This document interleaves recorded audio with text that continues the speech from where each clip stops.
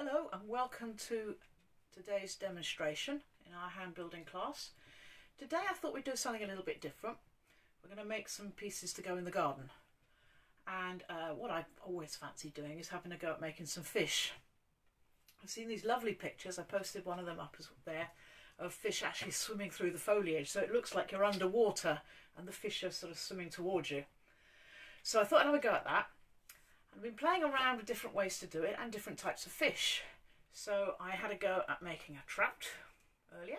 There he is. And I've had a go at making a goldfish. There he is. And the basic techniques for making both of these are the same. So it doesn't matter what fish you're going to do, whether you want to go for an easy, nice chubby little goldfish, whether you want to go for something a bit bigger, or whether you want to go for something more abstract. It doesn't have to be so precise. It's all much the same.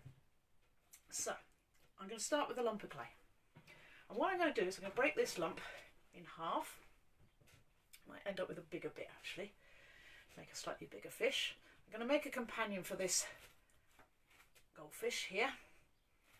I quite like the idea of having a few of them, a few goldfish, nice brightly coloured, sort of koi sort of coloured, swimming through the foliage.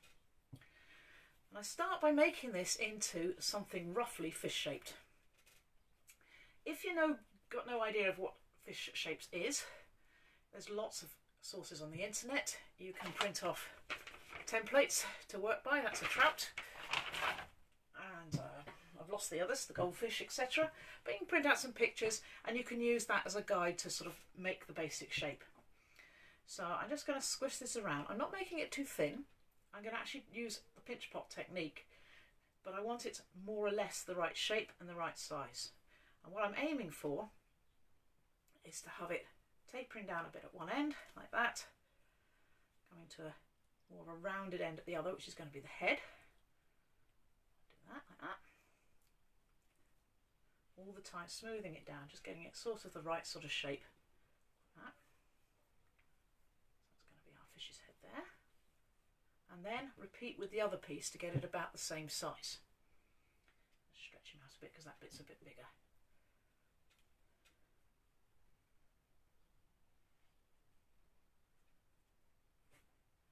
I did try building these earlier using, first of all, complete pinch pots, and then I tried doing them with slab building, but this does seem to be the better method of doing it, a sort of combination of the two. Semi-slab, semi-pinch. So get that measured up. So I want it about the same size and the same shape.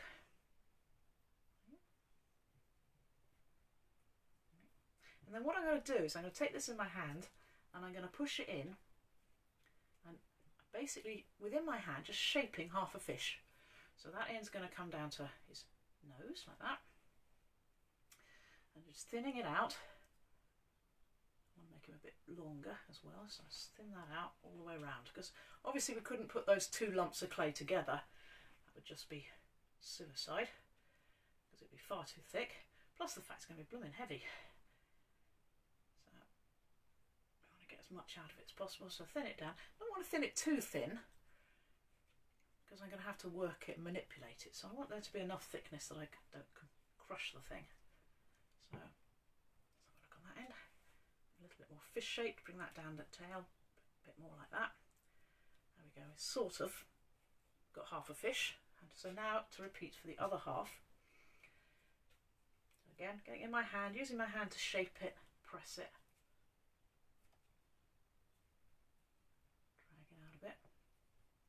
thin it all the way around. When you're doing pinch pots, don't pinch too hard. You don't want this really thin, as I say, so treat it with care. Okay, and now let's have a look. Right, a little bit of work yet to get it looking like that one, so and that's going to be the head, so shake that in a bit. That, and that's going to come down to the tail. Bit there, smooth it off, all those handprints out. Okay, right, now let's see if it fits. Not a perfect fit, but that's fine. I'm going to work on that. I'm just going to stretch this one out a bit so it fits the other one a bit better. The head's a bit chunky too, so I'm just going to thin that down. There we go, not too bad. So now I'm going to join those. bit of slip, bit of scraping. Make sure we got a good key. Oh, where's it gone? A good key to hold the two sides together. Like that.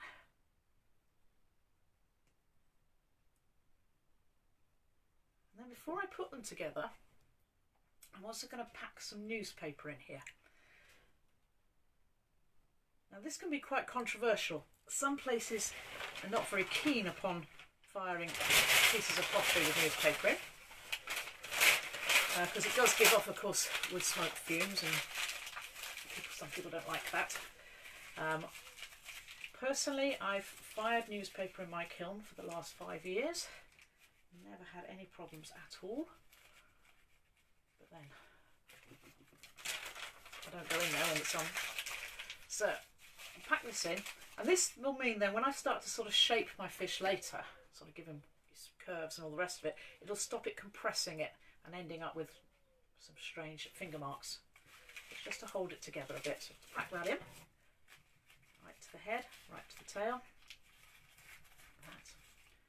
Then put that over the top. Okay, a bit like making a fish pasty. Right.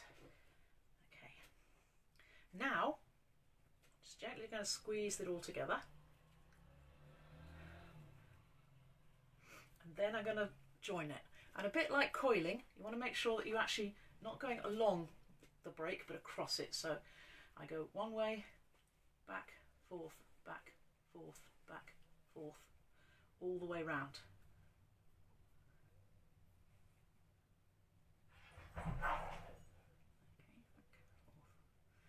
If I've got any areas where there's a hole, just get a sausage of clay and put it in there, but I don't think I need it with this. It's nice soft clay too. And then having got it in,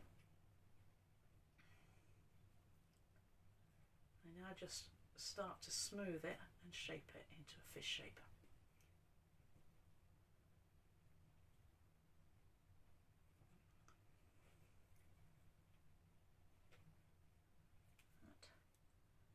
So smoothing down towards the tail there. Out a bit. Again, having the newspaper in there stops the whole thing compressing down on itself and minimises the chance of you having an air pocket in there where you might have crimped the clay in one place and trapped a bit of air beyond it, because the newspaper will hold that.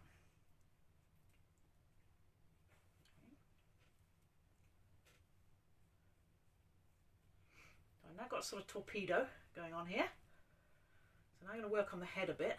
So I'm just going to shape that in.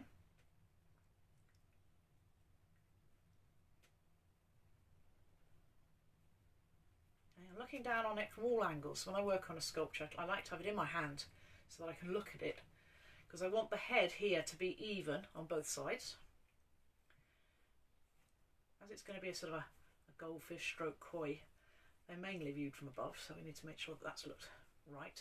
And where I plan to put it in the garden, it's going to be quite low down anyway, so you will be looking down on it. Okay, and then get the side right as well. Again, just smoothing it in. Getting that mouth shape right. Just moving the clay around, taking it off as necessary.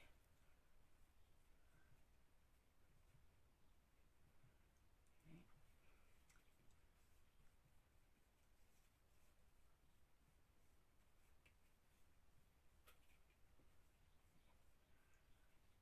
Towards its tail. The tail bit there. Okay. Now next I'm going to put the head in. Now at this point, this can start to look a little bit obscene. If so, I do apologise. I can't really help it. Because on a fish, we have a spot about here where the gills start. So we're actually going to have a curve around there, and then it comes into a V underneath there. Okay. And I'm going to repeat that on the other side, and again starting from looking at the top, so I'm in the right position, and finishing in the right position underneath there, and then need to bring that round to give me the gills on that side. Okay. I've done it really lightly so that if I've gone wrong, which I have gone a little bit off, I can correct it.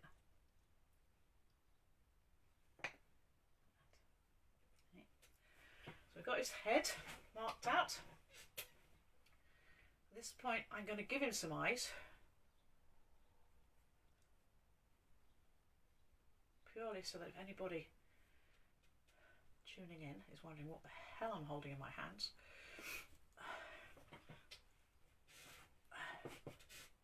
So I'm going to get a couple of pieces of clay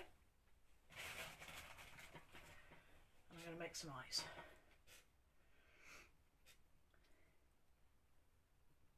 And whenever I make eyes for an animal or a fish or whatever, I always do it as one. So I get one piece of clay, make sure it's about the right size that I want. Just going to wet that, it's going to crack in a little bit. And then I cut it in half. And that way, as long as I manage to make it reasonably half, I will have two eyeballs the same size. So, line it up. Down the middle. And they're all nicely flat, ready to be put on. Round that off a little bit, put a blob of clay where the eye's going to go, and then make sure I get it on good and firmly.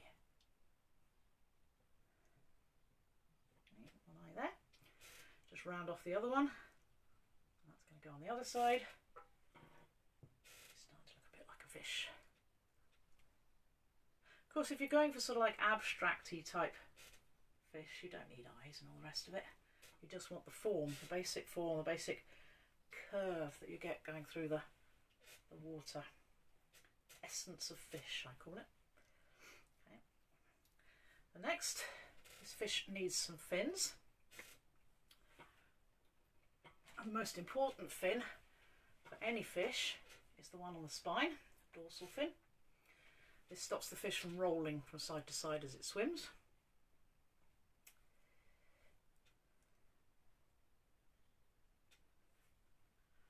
Goldfish and koi have quite long ones, so there.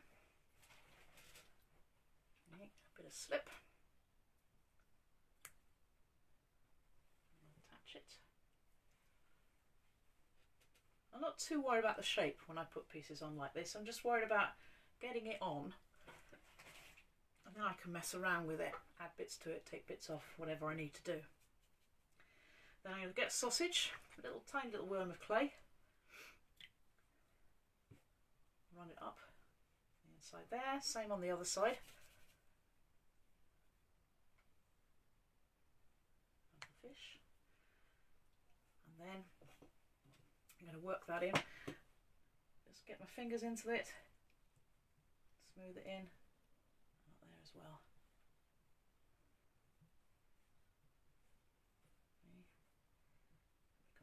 Of the body, and the same on the other side. Make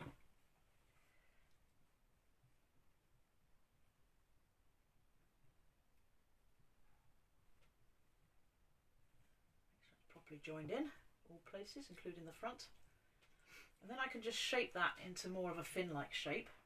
Just going to run my finger down it, shape it, manoeuvre it, stretch it.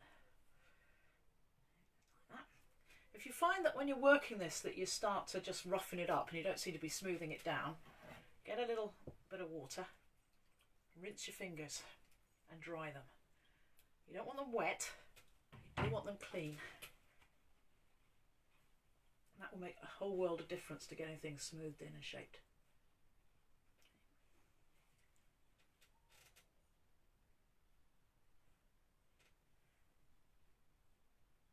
Right, now, next.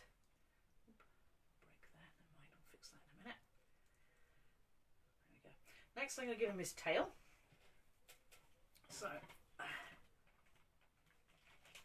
the great thing about doing things like goldfish, koi and whatever, is because they're man-made, basically, you can do pretty much what you like with the fins and the tails and things, because they all have different fins and tails. If you were doing something specifically like a trout, then you'd have to be very precise about what type of fins it has, what size they are, how they fit with the rest of the body. But doing let's say a goldfish, can be a bit freer and easier. So I'm going to make a sort of very crude fish tail shape here. One tail. And then I'm going to attach it. And what I'm going to do is I'm going to bring this, pinch this down into a bit more of a point. Like that. Then I'm going to score it both ends. And I'm going to attach it. Now, you're probably looking at that and go, that's never going to hold. Of course it's not. You can't fix things together like that. That's just to get it in place. To fix it, we now make a little triangle of clay, which is going to go over the joint there. And that's going to work in. And that's what happens with a real fish's tail. The tail comes off a triangular piece of fish. There, like that, and that will hold it. And then flip him over. And repeat on the other side. And slip. You can see my fish. Get that in there. Work that in.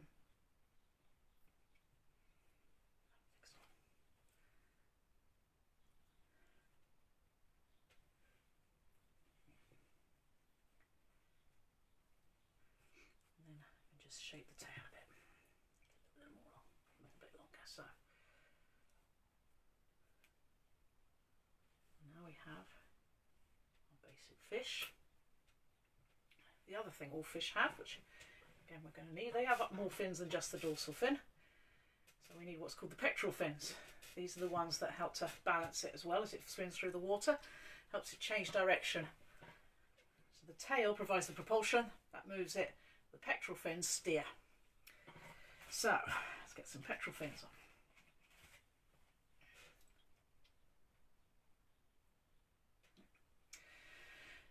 So again, because it's a fancy goldfish, it could be any sort of fins, but again I start off with one piece of clay and I roll it into a ball, and then I split the ball in half, so I have two, hopefully even size. Everything that I make that I need to do as pairs, I start off with one piece and then I break it in half. That way you're hopefully going to have something that's close to being the right size. And before I fix them on, I'm going to make both of them. Because again, it's very difficult once you've got one on and you try to do the other one, to get the other one the same size if it's attached. Because part of the fixing process will cause it to thin out and change shape and all the rest of it. So we have a look at those. So yeah, that one's slightly bigger. So what I'm going to do is just nip a bit of clay off that. Get them the same size. Got to be careful you don't end up spending ages taking bits of clay off on either side, so you're left with something so small that it's not going to work. Then rough up the clay, add some slip. Okay. The pectoral fins come off here, just behind the back of the head. Okay, and work that in.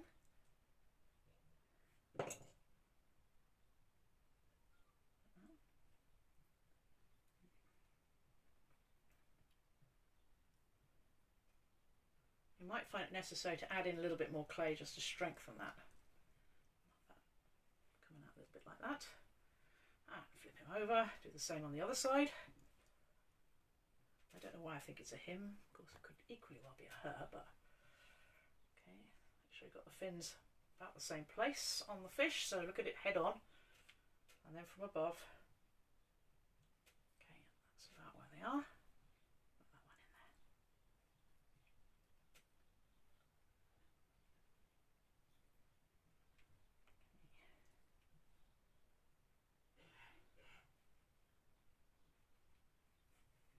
Now fish also have fins on the underside. They usually have a fin there, which acts a bit like a keel on a ship. So I'm going to put that in there. But if you're not going to see this, if it's going to be in the bushes, you don't have to worry too much about these extra fins, but I'm just going to put one on there. Sometimes they have two, underneath. So it's just going to have one. There we go. On there. Okay. So we have our basic fish. Now before I start adding any detail to him, I want to put in the part that he's going to sit on the rod. Because at the moment, obviously, he's solid. Well, not solid. He has no holes in him. So we need a hole in him where he's going to sit on, and he's going to go on one rod. You could have this, if it was a big fish, you could have 2 holes and have it on 2 rods. This one's going to go on 1 rod. So the next thing I have to do is find the centre of gravity. When this is going to be on a post, I want to make sure it's going to be balanced, that it's not going to be tipping forward, tipping back, but it's actually going to be there. So what I'm going to do is I'm just going to hold it in my hand on one finger like that, and I'm going to let go and see which way it goes. So he's tipping backwards, so I need to bring my finger back a bit. Okay, still tipping back a bit more, so I need to go back a little further. Oh, he's almost there. There, that's the centre of gravity. So that's the point where I want my hole to go, just there. So having marked it, now I'm going to make the piece that the rod is going to actually fit in. If I just make a hole there, then obviously it's a hole into a cavity and it's just going to rock around. So what I actually want to have, like I did here, is an actual sort of cup that the rod can go in and it'll hold it steady. So to do that, get a little bit of clay. A bit more than that. And I'm going to make a little lump like that, reasonably smooth, and then I'm going to get a pencil and I'm going to push the pencil in the middle of it, right up into it, and then shape it around the pencil. This is going to fit inside the fish. I want it loose enough. This is going to shrink, of course. This particular clay I'm using shrinks by 10%, so the rod I'm going to use is going to be about the thickness of a pencil, so I need to make sure that there's a bit of movement there, so that when it's shrunk, it will still fit on the rod. Be careful not to go right through the top. That's going to be the important bit that's going to stop the thing from rocking around. Okay. Now I'm going to insert this into the bottom of my fish. So having worked out the centre of gravity, I'm now going to cut a hole in it. Now, of course, in here, I have a lump of newspaper, so I'm probably going to have to work my way around the newspaper as well. So take the hole out, there's the newspaper. So I probably have to just push the newspaper one way or the other to make sure I've got space. Okay, it's going to have to be a bigger hole. Whoop, not that big. Okay, get it out. Now I can get my finger in to push that newspaper out the way. Now this is going to be too big. I mean, it's going to go almost right through the fish, so that's fine. I want to get it in as far as I can, though. This is like some sort of terrible operation, isn't it? Okay, insert this into the fish. So get that in as far as I can go. And what I'm going to do now is I'm going to seal around that with a bit of slip and a bit of clay. Fishy. Now if you wanted to, you could leave this bit sticking out. Again, it's up to you. It would make it stronger when it's sitting on the post because you've got more clay around the post. You don't have to though. I'm going to actually nip this off once it's stuck down properly. Again, it wouldn't really matter because I'm aiming to have this fish sort of swimming on the surface of some plants, so you probably wouldn't see that bit because we'll be looking at it more from above. But I am going to take that off. So having done that, I'm now going to trim it. Again, make sure that get a rod in there, it will hold, and just smooth it down around it. Okay. Now, of course, you put a cup in there, you haven't necessarily put an air vent in there, so we've still got to remember that that's not going to act as an air vent. We're going to have to add an air vent, otherwise this thing's going to explode. So, put my fish down. So what I'm going to do for my air vent on my fish is I'm actually going to give him a mouth. So I'm going to cut his mouth open here, like that, and make sure that that goes right in to the body cavity.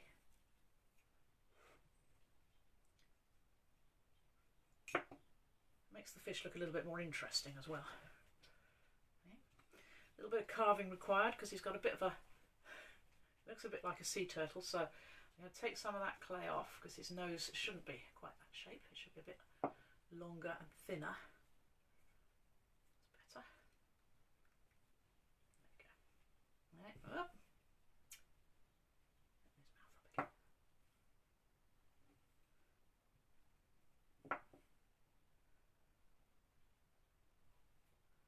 Okay.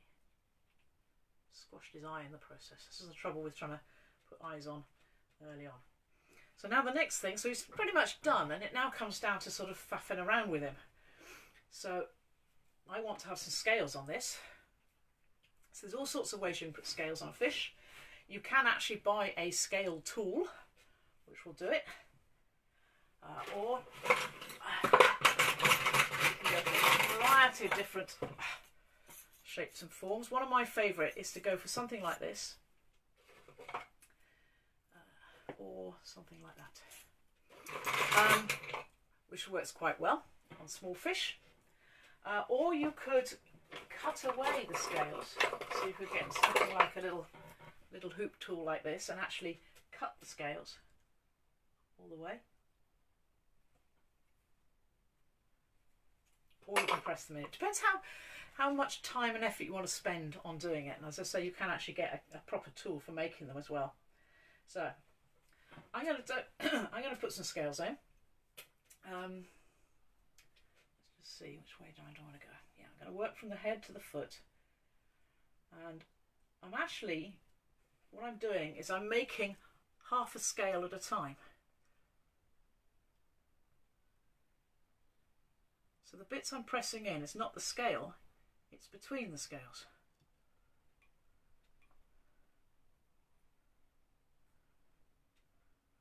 You can do it now. If you want to be really fastidious and spend the next 20 minutes doing this, you can do that, which works quite nicely.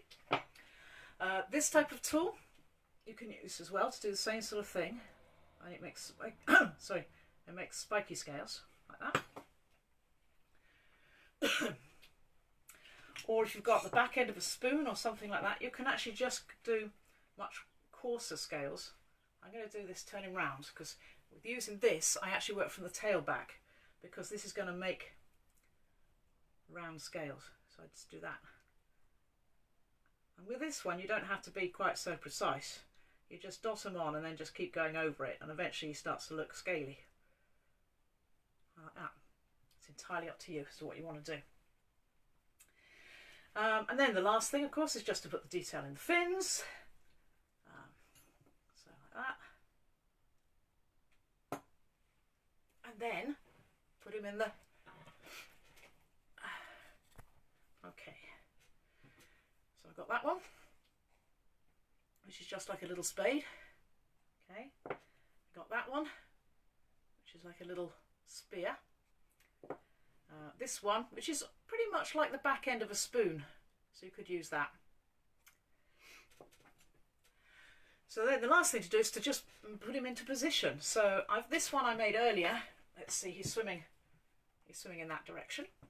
So I think I might have this one sort of following him. This one's a bit bigger, that's fine. So I'm just going to curve him round as well. And this is where having that newspaper in holds everything together, as you can move it around without hopefully doing too much damage. Watch out for cracks, stress cracks. So I'm going to turn him like that, and then I'm going to have his tail going the other way. So he's going to be moving like that. And there he is. All ready. Once I've finished putting the scales on him, all ready to be dried and fired. And then the two of these, and I'll probably make some more before I'm done as well, will end up in the garden swimming along through some bushes, which should be quite good fun. So I shall look forward to seeing how you get on with that, and I'll catch you again on Wednesday at 5. Cheers.